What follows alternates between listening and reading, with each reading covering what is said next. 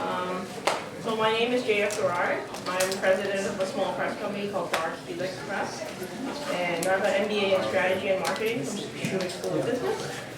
And we published our first book last month called The Undead Sorceress, book one of the International House of Vampire series. So as of this morning when I checked, it was #1 on Amazon Kindle store for Asian fiction and Asian fantasy. So Yay!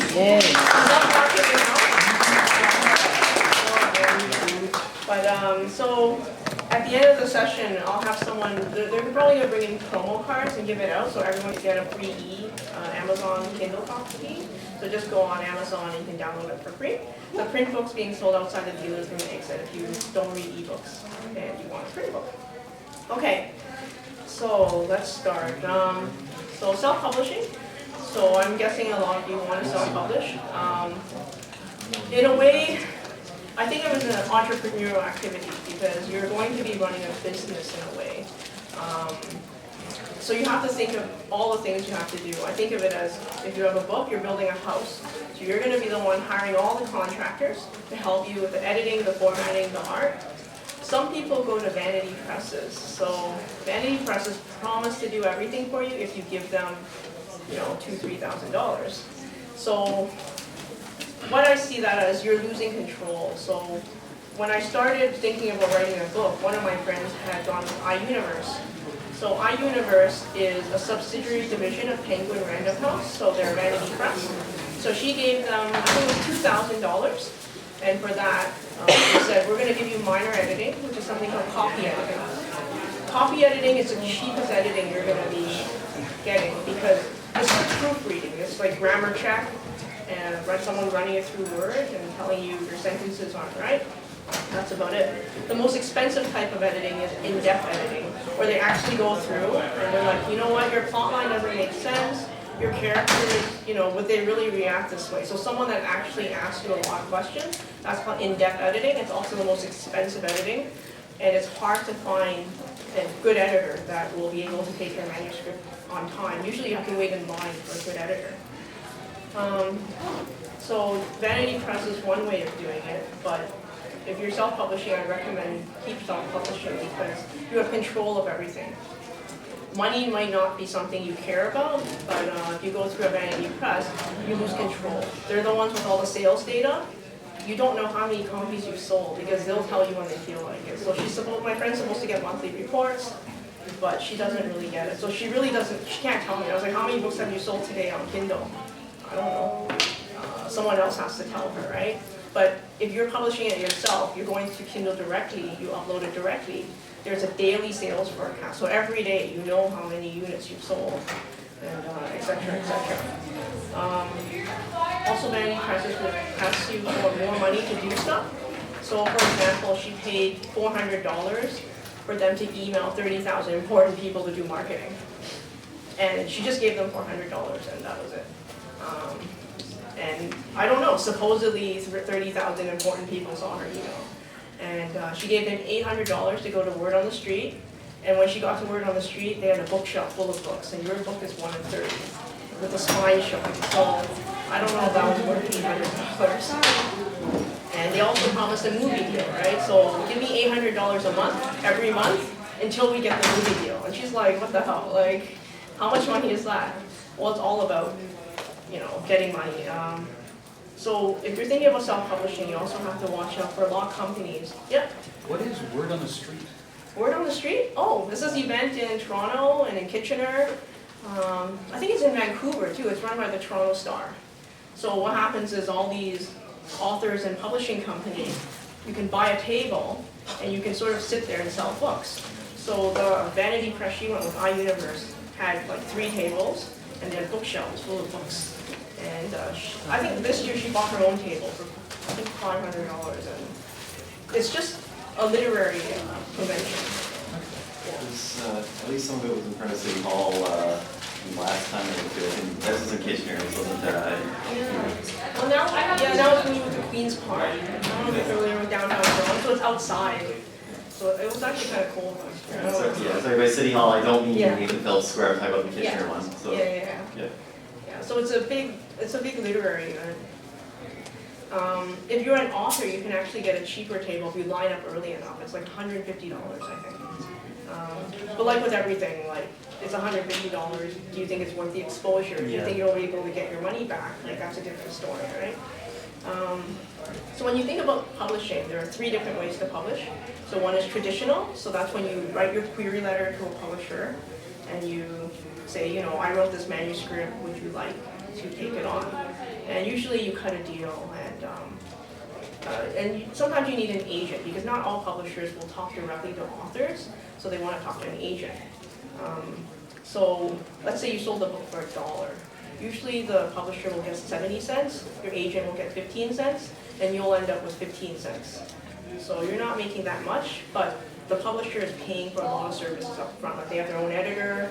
You'll probably never get to make a decision on the cover of the book, because I know someone that did sign a contract with Penguin. The marketing people know best, like what the cover's like, so you just accept their cover. But with self-publishing, you get a lot of control. I mean, because you do everything, unless you go with a vanity press, then they make a lot of decisions on your behalf. But my friend, as she pointed out, she was like, I don't have time to go out and look for people to do the hard work, etc. So I'd rather just go with the vanity press. They'll make you 20 copies of the book, and they'll always be listed as a publisher, so it'll never be you because you're published under them. Unless you take back your manuscript and break the contract, then you can publish anywhere else you want. Like I said, self-publishing is like building a house, so you're going to have to look for a lot of people on your own, but there's a lot of websites that can help you. So one website, the Predator and Editor, you can have a look at that. Just look for reputable editors. That's going to be the most expensive part of producing your manuscript, because you're working with words. You want your words to be polished. I mean, all good writers have editors. My editor has an editor, because after a while you become blind to your words. It's like, oh, it's perfect, I don't have to change it, but someone else will come in and, you know what, why don't you change this word, another word could be better, you're repeating this a lot. So there's an art to editing that it's worth to have someone else to look at it. Like a lot of writers might say, I don't have money to hire someone. Because when I first started, I was thinking, oh, yeah, I don't know about hiring an editor. So I hired some people off Fiverr and freelancer.com. So those are some places where you can hire freelancers. They're more amateur than professional, but their price was right. So I was like, okay, let's try this. And it was a couple $100. Someone will look at your whole manuscript. And this was a long manuscript. This was 118,000 words, right? So getting someone to look at it, you know, you pay by word usually for editing. But I found with amateur editing, you know what, I could do better than them. So I was like, damn it. So then in the end, I paid the big bucks to hire a real editor. And because this is such a long book, it cost about $2,000 to edit, because like I said, you pay per word. And the better the editor, the more they charge per word. So it depends on the person you find, but usually they'll cut you a deal if it's a long book, instead of, you know, charging your usual rate. And there's a world of difference between a professional editor and an amateur editor. You'll see it once you start working with editors and they start asking you about ideas in your book and start challenging you a lot, and you challenge them, and it goes back and forth a lot. So editing is one part of the process. Formatting, I don't know if you noticed, but when you open a book, right, like there's an art to formatting that I do not have the skill for. A lot of people do it themselves, so you can get a template off CreateSpace, cut and paste, and you know, you just go with it, I guess. But I hired a professional formatter actually in Australia, and that's all he does. He formats books, and he writes on the side, but he mostly formats. And print books are harder to format than digital books. Digital books are a little bit more forgiving. If you make a mistake, take it down, you know, and put it back up after you fix it. But print books, you're gonna have to print it again, right? And it takes time for the proof to be produced. You get it in your hands, and then you take a good look at it. There's a lot more to worry about, right? Because print books, you have your gutter here, you have your margins, etc., etc. And there are so many fonts out there. Initially, I think digitally I wanted to go with Garamond, and I got into a fight with my formatter. Well, he was actually really worried I was going to fire him. And he said, use Times New Roman. I was like, oh, that's such a boring font. And he's like, it's a reason why Times New Roman and Arial are such long-living fonts, is because they're clear. but also on e-readers, because he codes it, right? For Mobi, for Kindle books, it's a coding, and for EPUBs, it's a coding, so that when people download the book, you can change the type of fonts. So he said, don't worry, like, it'll be Times New Roman, but someone reading it, change it to Garamond, they can change it to Arial or whatever. But print book, he let me, we went with Garamond, because it was a nicer font than Times New Roman. But a lot of people, like I said, do their own formatting. Some people don't think it's too hard. There are free manuals available on, for example, on Smashwords website. So Smashwords has a whole free ebook on just formatting. So you're just reading about how to format your manuscript properly. Because when you upload the book to Smashwords, to Amazon, if the formatting is not properly, it's going to be rejected. So you have to be careful about the formatting, or else it'll screw it up. Like suddenly, like all your text is jumbled. Like you don't want, at the end of the day, the reader to pick up your book and go, they can't read it. Because after you finish writing, you have to shut down your writer brain in a way. Like, it's not about creative anymore. It's about almost like a business mindset. Like what you have now is a product. It's not your baby. It's like, okay, how will this book compete with the other books? Like, is the cover good enough? Is the formatting good enough? Is the writing polished enough by an editor that if someone picks it up, just because you self-publish doesn't mean it's not professional. Like, I hired a professional editor, like I said. So when they pick it up and read it, it's going to compare to like editing done by George R. Martin's editor, for example. Like the words have to flow, right? So when readers look at it, they can't go, oh my God, look at all those spelling mistakes and the formatting's wrong and et cetera, et cetera. Like people will see the flaws. So it takes a lot of time to perfect a manuscript. Publishing is easy. It takes 5 minutes. Like upload it to Kindle, it's good to sell within 12 hours. Like it's fast. But getting your manuscript perfect to the point of you can upload it, it takes a long time. Like for me, it took about 3 years, just because so many editors went through it. And then I looked all over the world for artists. I mean, it's sort of ironic. It's called International House of Vampires because the editor's from Arkansas, so she's from the States. She was actually recommended to me by a friend because I had a hard time finding an in-depth editor. A lot of them, they want you to line up. There was a publishing company I was dealing with. They had professional editors for hire, but they said, wait 6 months and then, we'll have time then. And I was like, I don't want to wait 6 months, right? The artwork, I tried artists in the US and Canada and the Netherlands. In the end, I settled on the Philippines. And then formatters from Australia. And then it's a fantasy book, so it's a little bit more complicated. I have to have maps made and stuff. So this guy's Austrian. You can find all these people, but it just takes time. Like I said, it depends what kind of level do you want to go. Like, I mean, I looked through a lot of artists and I didn't think their work was professional enough for a cover. So you just keep looking. And sometimes the price might not be right. There was a guy in the Netherlands who wanted to do a cover for $2,000. And I said, I don't have that type of money. So that's very nice. But yeah. How did you find the international artists? I looked all over the place. I looked at DeviantArt a lot. There's a lot of art portfolios, right? Okay. So I contact the artists. Actually, this guy, I actually found on Fiverr. So Fiverr is a website that started in the States during the recession, so people do things for $5. And he was actually offering to do cartoons for $10, and it was the ugliest cartoons I've ever seen. But he had a really funny tagline, so I was like, okay, let's look. Maybe he does other stuff, and it turns out he's a fantasy artist. So I contacted him on the side, and we cut a deal. So with a lot of the artists I contacted, it's not just telling them, oh, you know what, can you draw a vampire cover? You have to be very specific about what you want. So for this, I sort of already had a vision, okay, it's 2 people fighting, and there's some sort of weapons they're using, right? So I looked up faces of people for references. I looked up costumes. This is the color I want. It's like writing a whole spec, really. Like I wrote them a whole spec. These are the colors, what are they doing? Like a summary, like why is this thing happening? So, it takes a couple hours for me anyway to write down proper spec, find references for them. Because the more references you find them, the more they're able to draw out the vision you have, right? Because you have a picture in your mind already. You just need a hired gun to help you finish it, right? So, but Fiverr, freelancer. There are artists everywhere. There are artists in Artist Alley too. I tried going with an artist alley, but, well, they were too busy in the end, so. It depends on their schedule, because they're creative people, okay, that's all I'm gonna say, okay? All right, do you have a question? Actually, I was just going to ask what sort of resources you used to find all of your artists for the map cover. It was just me. If I, if big traditional publishing houses have staff to do all this stuff, right? They don't worry about it. But since I'm a small press and I'm the only person, for the maps, there's actually a cartography guild online, so it's a forum where people exchange. They just do maps for fun, really, and they do commissions on the side. So I just did a couple of postings. But it's a very specific cartography guild. I mean, there aren't that many on the internet.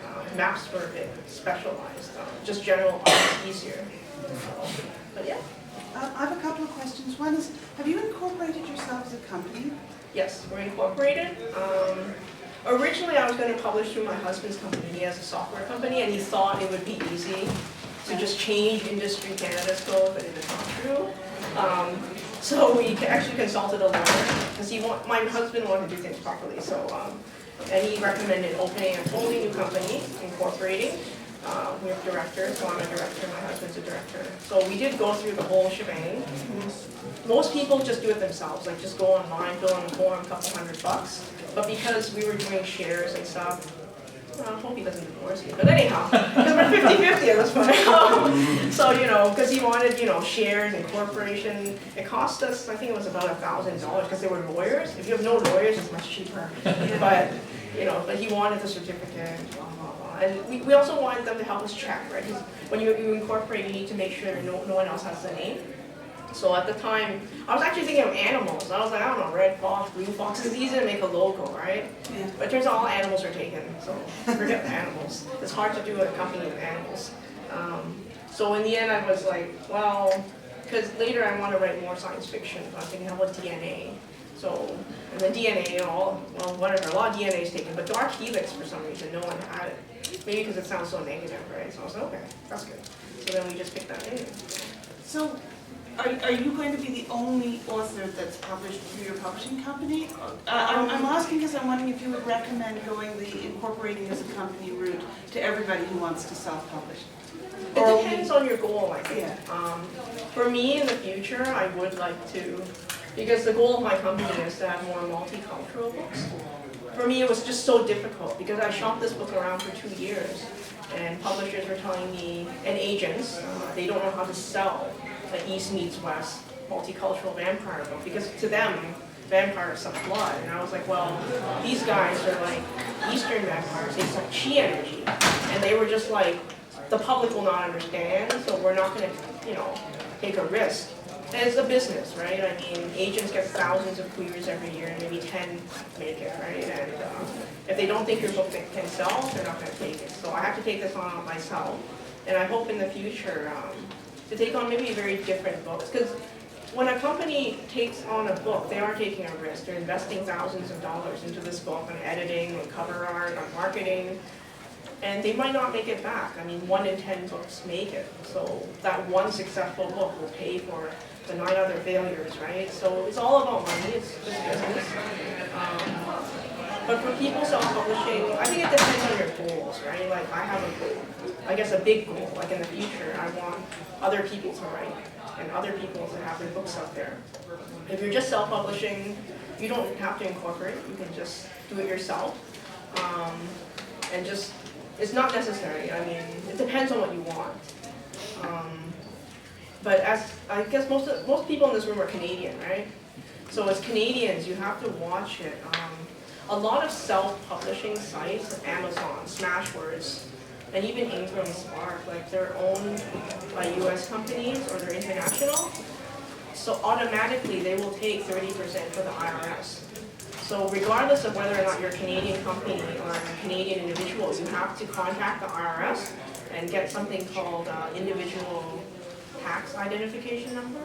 So you'll find a lot of this on the IRS website, right? It's because when you collect royalties, you're going to declare Canadian taxes. You're not going to hand over the money to the US government, right? So you have to make sure you have that number before you start self-publishing anything for sale. Like if you intend to make money on anything, Because let's say you sell the thing for $1 and then automatically 30 cents is gone and it's gone to US taxes and you're not even a US citizen, right? So that's one thing you have to remember. Yep. And so that 30 cents is gone before Amazon takes their 30 cents. Yes. Yeah, it's an extra 30 cents. Okay. Yes. So is there like a Canadian platform for publishing? Is there like the States? Right now, no, most of them are all American. Yeah, I can't think of, like Ingram Spark, someone told me it was Canadian, but it's not, it's an international I company. think through Toronto there's like a big Kobo, I think it's more for readers. Oh, Kobo, yeah, Kobo is, it is Canadian, but I don't know if it's been bought, yeah. So I haven't uploaded there yet, so I'm not sure. But if they are Canadian, then they should give you, you know, whatever, and then you pay your Canadian taxes with the revenue.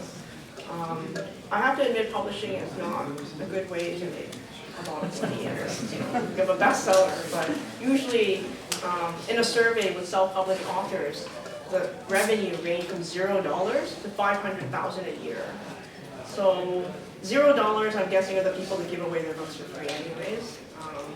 And then 500,000 is probably someone that's already been traditionally published, so people know who they are, they have an audience, so it's easy for them to self-publish. But it really ranges, right? So, you have a question? Yeah, I was just wondering, you'd mentioned there were 3 ways to publish, the traditional, I Oh, guess the sorry. self-publishing, and was there another Yeah, one? self-publishing and vanity press. Vanity, oh, the vanity, Where okay. you yeah. pay someone Right, right, and right. they upload it for you. Okay. So, yep. How much did you get, like, how much money did you pay Not much. I spent a lot of money on my first book just because I didn't know a lot of things, so I was experimenting. It cost a couple $1,000s to put together. The next one will be faster and cheaper because now I know what to do. I have all my tax stuff in place. But let's say, but usually on average, right? Like, let's say you sell it for $1 on Amazon Kindle. You have a choice. It's kind of weird. You can pick 70 cents royalty or 35 cents royalty. So why would you pick 35 cents? It's because they charge for bandwidth. So depending on the country someone buys the book from, they'll charge you for each megabyte. So if you have a big book, you're gonna lose, it'll be 35 cents royalty, 70 cents royalty minus however megabytes. But if you pick 35 cents, a flat fee, so you don't pay for the megabytes. But yeah, Amazon is 70% and 35%. So right now, I'm just on Amazon for now. It depends on the distributor. So Smashwords is one company. You sign up with them. They distribute to 12 different companies. And they take 40% roughly. So you get 60%. And then Ingram Spark takes 60%. You get 40%. But it's because Ingram Spark is really global. Like they have 100 distributors. So it depends where you upload the book as to how much you'll make. And it depends on your marketing efforts. I mean, you're sort of on your own, right? Like a publishing company will have a marketing budget. Obviously, you don't have $1 million as Penguin to do whatever massive promotion. So you have to be careful. We'll talk about the marketing it. So just a quick question, how long did it take you to put together the articles of incorporation and get that all processed and taken care of? Well, because lawyers were involved, it was about 3 weeks. But if you do it yourself, it's probably even faster. It was just because we kept waiting for them to confirm documents and spell my name wrong, etc. So, Sorry, from your line of published experience, have you come across receiving movie treatments or deals for making movies? good lord. I think if you're really, really popular, first of all, when you self-publish, realize you own all the rights, right? If you go with a vanity press, which is another way of publishing, they might take some of the rights from you, so you have to read your contract very carefully. But typically, you own all the rights. So if someone comes after you, you can negotiate with them directly. So in a way, self-publishing, you still have a lot of control, right, because of the copyright. For my friend that signed on with Penguin, she gave up a lot of rights because they're like, well, do you want to deal with us or not, right? And you might have heard stories where there was this lady, a romance writer in the States, I can't remember her name, but someone offered her $150,000 for 3 books, 3 romance books over 3 years. And she turned it down, and she said, I can do better self-publishing. So I haven't looked at her stats lately, but she came up with her first romance book, and in 1 month, I think she made $18,000. So if you say each book is $50,000, over you know, how many years can she make it back? Maybe. Right? So, you know, you'll find that a lot of people are more willing to do it themselves because they feel like they've been screwed over by traditional publishers. I mean, they're the ones taking 70%, right? But you wrote the book, but they'll always make more because up front they put in more resources, right? So I don't think it's sort of a weird thing, right? In a way, they invested so much in it, so they're the main investor. So do they deserve it? Maybe, I don't know. The person in yellow, you had a question? Well, I was going to add commentary since everyone kept asking about the incorporation. Oh, yes. So there's two types of incorporation. There's federal and provincial. If you incorporate provincially but then want to sell outside of the province, you have to register your name in all the other provinces and outside in other countries and territories. And that can both be costly, but also you might not be able to get the name in another province. Whereas federally, as you mentioned, you have to do a name search. That name search at a federal level then protects you for the country, and also through different agreements internationally, the name can be protected in other jurisdictions as well. And the other aspect is it's federally incorporating online is $200, and you can be incorporated literally within minutes. It's out of an hour, it's yours. The big question you got to ask yourself, and I was wondering if you're going to touch on it, is ask yourself why you need to incorporate. There's a lot of benefits, especially financially, from a tax perspective. Your nominal tax rate personally, like if you have a real job, and this is a sideline, adding the revenues from the books to your personal taxes, you're now paying a nominal tax rate anywhere between 29 and 50%. Versus as an incorporation, as you keep hearing it during the election time especially, corporate taxes are going down. And so the money can stay with the company, you can then pay yourself out of the revenues, but also you get to write off a lot more as well. So there's some real financial benefits to incorporating if you're considering it. Was there a question? No, I misunderstood something. Okay. Oh, okay. But actually, what are some good ways to just kind of get the word out there to make people Marketing. know about? Marketing is a black hole. Because, I mean, even the big marketing firms are like, you know, we throw money at this method, does it work? We don't know. Because they talk about counting eyeballs a lot. It's very hard to count eyeballs. Like if you have a billboard, how many people are looking at it? Like, are they actually reading it? They don't know. Although they are getting savvier with digital billboards. But as an care, is the Yeah. important part. So, I mean, as an indie author, I mean, I sort of compare myself to my artist friends. They go around to different conventions and they sell their art. So what you see is what you get. But like my friend just went to Vancouver and Calgary, and I think just the flight was like $800, never mind the hotel, and you know, the food. So I think he broke even, so that's pretty good. So a lot of times, I mean, you think about how much you spend and will you make it back, right? And it's hard to say. So a lot of authors right now are actually focusing more online than in person. So, you know, like some people for the vanity presses, I think they have a $5,000 package. They'll set you up at chapters. So that's great, but then is anyone going to come and get their book signed? I mean, just because you paid $5,000 doesn't mean the crowd's going to come running in and buy your book, right? I mean, for me, one of the marketing things I did was Kickstarter, so I'm a crowdfunding source. I knew I wasn't going to raise enough money to cover all the costs of the book, but it was sort of more to test the market. Are people willing to invest in like an East meets West book? I don't know, because the publishers didn't think so, the agents didn't think so. But in the end, I got 150%, so I got over my asking.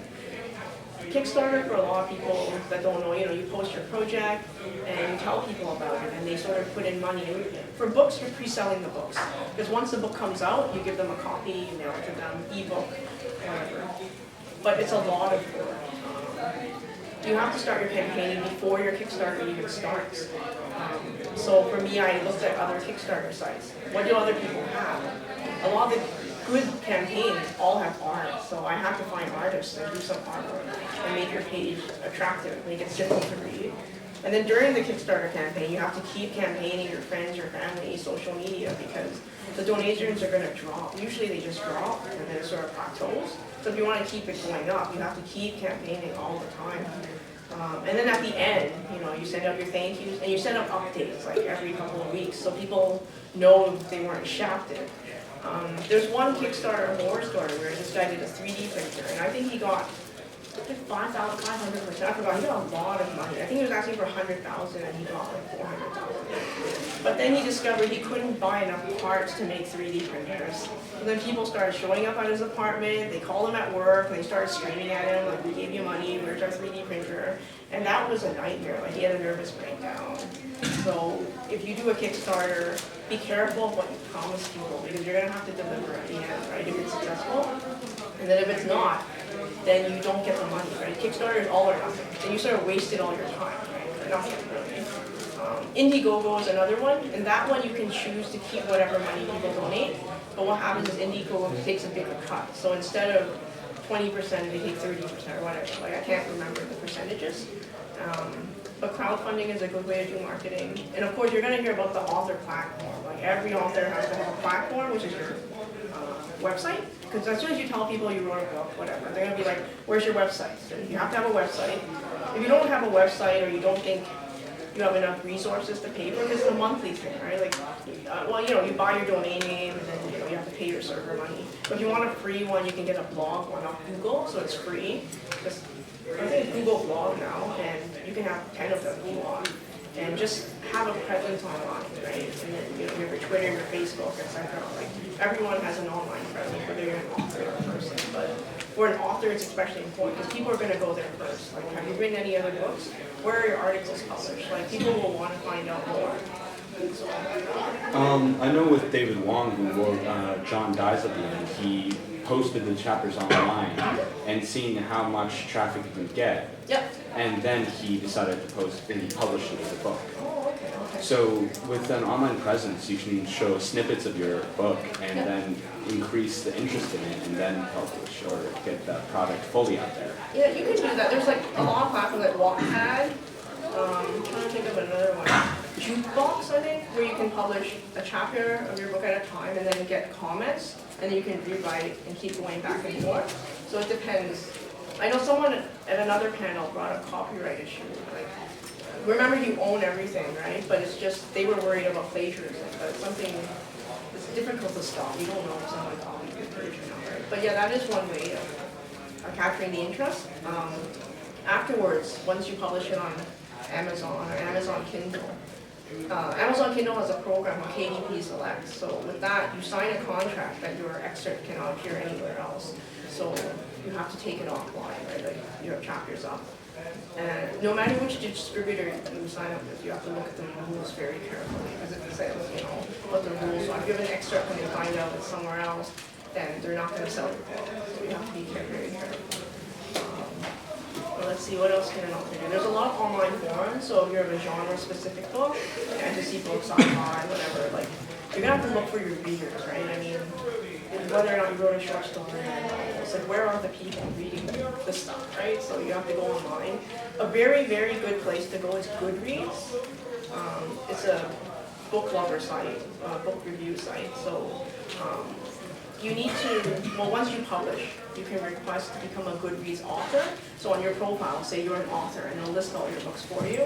And they'll also, link to your website. So it's like a very good place for people to just go there and find you. If you're a Goodreads author, usually people will say if they want to read your book, they'll put it on their virtual bookshelf. So that's a good way of finding out, whether or not people are interested in a certain book. Because people put it on a virtual bookshelf, right? So you know, okay, 200 people want to read this book, 100 people want to read this book. Stuff like that. And I also have to say, learn from others. LinkedIn is also very good. There's a lot of professional author groups you can join. A lot of publishers and authors are always sort of firing question at each other, like, what's the best way to do a promotion for KDP Select? And, what's the best marketing strategy? And then people sort of discuss things. I mean, it's sort of weird that when you write, you're sort of by yourself, you're introverted. But once you finish the writing and you're ready to get it out there, you have to be an extrovert. You cannot be an introvert, because then nobody will know about what you wrote, right? And you have to get out there. And for self-publishing especially, like, you have to go after other people to help you with stuff. You can't do everything yourself, okay? So, as much as I like art. I'm not the best artist, so I will get someone better than me. And I admit that. Like, they're much better than me, they can do it. And also another thing that surprised me actually when I started was online radio shows. For some reason, they always need people to talk, and they're more than willing to have authors. So I met these two psychic ladies, I think it was Unplugged Expo last year, and they've asked me to go on their show. So I went on once, and then now they want me back again, because they want me to go to their crystal store and do a book signing, and I'm just like, crystal store, all right, whatever. So I guess I'll do that. But it's sort of like the more people you meet, the more people you talk to. You can tell them about your book, but don't be like my friend. She's like so annoying. Every time I talk to her, it's like, I'm a book, I'm a book, I'm a book. And I was like, I already bought your freaking book. Buy another book, buy another book. And I was like, oh god. The same thing on Twitter. Like even if you're online, some people's tweets are all about their book. Like if someone is going to come up and interview you, they're not going to talk to the book. They're going to talk to you. So what do you like? Like you have to have some sort of personality online, right? To let people know what do you like. You know, like it doesn't have to be political. You can post fun stuff. Like I try to stay a little bit away from politics, but you know, so people can sort of know what your interests are, and they see you as human, and you're approachable, right? So, did you have a question? I was going to talk about marketing also on that alternative forum of podcasts, because there's a lot of literary podcasts that you can buy advertising on. Yes. Or you can even appear on them, like you said. Yeah. But you have to market yourself, because you can't always just talk about the plot. You can't just explain your book. You have to show that you are an interesting enough person that you would be an even more interesting writer. But it was interesting. The psychic ladies, they had on their radio show, they did advertising, and I actually wrote them a script. And it was great because they acted it out and they recorded it, because I was thinking, I don't know if I want to record myself, you know, like script writing, and I write novels and articles, but it's a very different type of writing. It's like you only have a certain amount of time, so, and trying to find voice actors to do it and all that, but an opportunity is an opportunity, so. I mean, if you are really, you know, if you don't think you have to hire people, whatever, look around and see what resources you have. You might have friends that are great artists, maybe they can help you, and well, then you have to think about, you know, copyright and stuff. Like for these artists, I paid them for the copyright. I want it to be clean cut, like, so I can sell the art, right? Like I don't want them to come back one day. Wait a minute, I drew that, because artists, when they draw something for you, they still own the copyright. You don't own the copyright. Just because you commissioned them, you gave them $100 to draw, it doesn't mean you have the copyright. They own the copyright. So I was specific, and I made them all sign contracts that I'm handed over the copyright to this person. So, well, a lot of the things you do, you will, like for artwork, you will have to ask them to sign a contract. You'll find a lot of sample contracts online, right? It's just very simple, like, you know, I drew this, and, well, there's a lot more wording to it, like, you know, each other's addresses, contact information, and they agree they're handing you over the copyright, so. I mean, Canada is very good for self-publishers. They're willing to give self-publishers a chance. In the US, a little bit harder. When you open a book, you see a lot of funny little things here. Let's say, you know, Library and Archives Canada, catalog and publication, and it's a bunch of numbers, right? So initially, I'll get back to you in a minute. Initially, when I saw this in all my other books, because I see my competition as traditional publishers, I was thinking maybe it's part of their system, but I found it's not true. It's through Library and Archives Canada. So if you're going to publish a book, a novella, the first thing you do, go to Library and Archives Canada. You are going to register for ISBN number. A lot of people view this as a waste of time because in the rest of the world, other than Canada, you have to pay for this number. So this number in the US will cost like $100 and then, or 10 for, and then 10 for 250. It's a weird scale. But in Canada, you can get it for free because Canadian government encourages people to write. The ISBN number means that you can shop this book around to different distributors. I can sell on Amazon, I can sell on Ingram, and whenever you look at the book, it says, I'm the publisher. Amazon will give you the option of a free ISBN, but it means every time someone looks up that number, it says Amazon's the publisher. You're not the publisher. You'll never be the publisher because they own the ISBN. And it also means if you go with a different publisher, like Smashwords, that means you have to use whatever number they're using. So it gets a bit confusing if someone's looking up your book.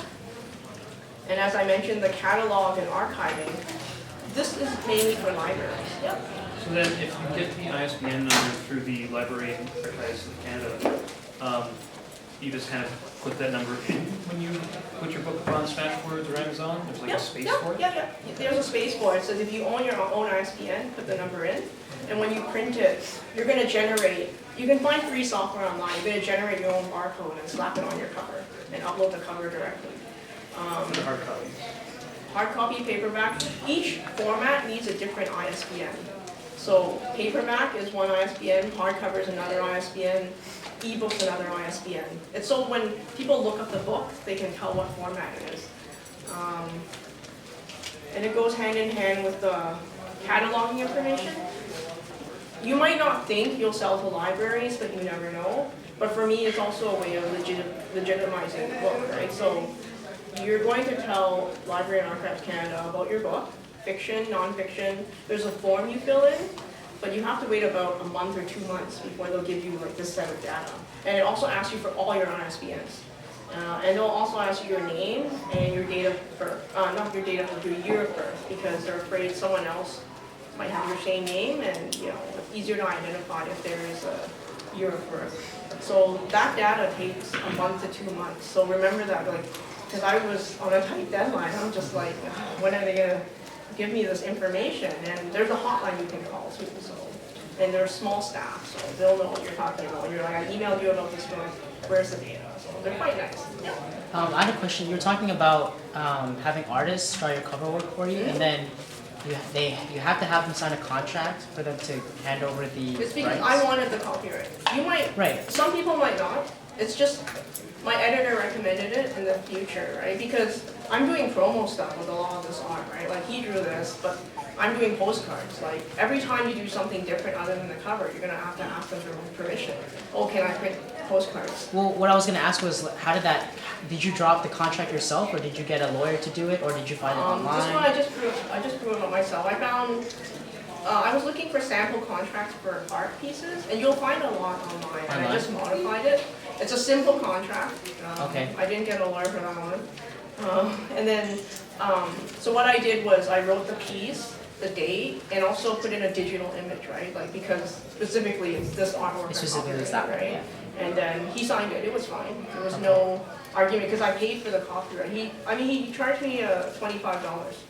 I mean that's nothing because in the long run, I don't know. I didn't think I was gonna print postcards, but you don't know. So this way you can sell the art and use it whenever you want on your website, whatever. Instead of asking him, because there's a chance that every time you ask them, they might say, well, now you owe me $10, so that you keep paying for it. Right? You don't know. It depends on the artist, right? Okay, thanks. Does that mean that they, depending on the deal, can you own copyright but you still have to pay them royalties for their contribution, or is it a one-time fee? It's a one-time thing. So I bought the copyright every time I sell this book, they don't get any royalties, right? Like, but if I didn't, then every time I sell the book, I owe them money. So it's just cleaner that way instead of counting how many books you sold and then how much do I owe them. But you're gonna find once you get artwork, you're gonna use it on different things. Like I have bookmarks, I have postcards, and I mean, and he was a professional artist, so he understood. Like he up front, and he was just like, do you want the copyright? Yes or no? I gave him permission. He can keep it in a portfolio. So he can tell people he did this piece, and I gave him permission. You can put it on Facebook and say you did it, right? And you tell me. Like, it also depends. Like, if you tell him no, then of course he's going to take it down, right? So it depends what you want. Okay, 5 minutes? Okay. So, does anyone want to ask any more questions before we wrap up? Yeah. I've got this idea, kind of a marketing idea, that would be seriously complicated by getting ISBN numbers for all the pieces. What I'm thinking of doing is I'm thinking of serializing a novel. Yeah. That's fine. So doing that, and then after all of it's been serialized, releasing it as, so each book edition, yeah, each book would need a different ISBN number. Yes. Or- So let's say you have 5. So I'm thinking in this series I'll have 5 books. Each book will have a different ISBN for paperback, for hardcover, for Yeah. print books. It is, and then one more ISBN to cover the whole series. So it's an extra ISBN to let people know that it's a series, but yeah. But we live in Canada, which is great because you It's can not get these so much numbers that for it's, free. I guess it's similar in principle, but when I say serialization, it's just one novel being With different released, say- chapters? Yeah, and say 5 parts. If you do that, you can probably use the same ISBN, because you're gonna release it at the end of, Yeah, at the end, right? it So, would be yeah, released as one. yeah, you can do that. You can, So then, how would you set that for the ISBN number for each part? Say, would you just use the same ISBN You number, can- or? yeah, if you use the same ISBN number, it just means every time someone looks it up, it's always gonna say part 1 or whatever, unless you just say the name, right? So like I said, you can get an ISBN for the series. So then when you look up the ISBN, okay, it's part of this series. And then when you're ready to publish it as a whole book, just, keep that ISBN. Right. Or every one, you can get an ISBN. I think usually they give you 10 at once. So you have to use up all your 10 before they give you another 10. So you can't just, well, I guess you could just go in and apply for one ISBN, but they give it. You tell them, like, you give them an estimate, like this year, how many ISBNs do you think you need? Okay, And then you sort of tell them, and then they'll give you what they call a block. right. So And then, then, yeah, and then if you apply for a block, say, of 10 ISBN numbers, 1 month later, you'll have 10 ISBN numbers? so what I did, I applied for 10, Okay, and I generated 1. Over time, you just generate it as you need it. And okay. then eventually I hit my 10 limit. So, but then you can't start generating them until a month after you've applied for it. Until you use all of them. So by okay, using all of them, I mean, If I apply for an ISBN number tonight, when would I be able to generate my first ISBN number? first of all, you set up an account. That takes about 96 hours. But sometimes they're faster. Okay. So set up your account. I'm applying for an ISBN. Then you wait for your account to be activated. And then once it's activated, ISBN number, 5 seconds, like, it's fast, like, but you need your account activated, that's the only thing. So someone will look and see whether or not you're a real person. Right. They didn't ask for social security or anything, it's just your address and your name. And the number on the ISBN is also linked to whatever you put in, right? So it's your information, your name, so make sure it's accurate, and so when someone looks it up, they're gonna see you, they're gonna see your address. So it's public information. Just be aware of that. Okay. When you incorporate, do you have to change if you say use a different medium, like if you want to publish somebody's animation based off your works or anything? Is it just under entertainment, like your husband owns a software company? Yeah, he owns software, so you pick your industry, software and mine's publishing. The publishing can publish books, can publish CDs, whatever, Okay. right? It's just media. Got it. So it depends on what code you pick when you incorporate. Yeah, we have to go through 2 minutes. You have a question? Yes. He was just trying to- No, we're just joking. Okay. I have a friend there, so she'll be giving out copies of the ebook, so just grab it from her. It's available until May 28th, so like I said, it hit #1 on Amazon Kindle. Part of it was because I hired someone. In 2 categories. In 2 categories. Asian Last night we fiction hit and #1 in 2 categories. But I hired people, I think I paid about $40 for them to spam the internet, so it seems to be working.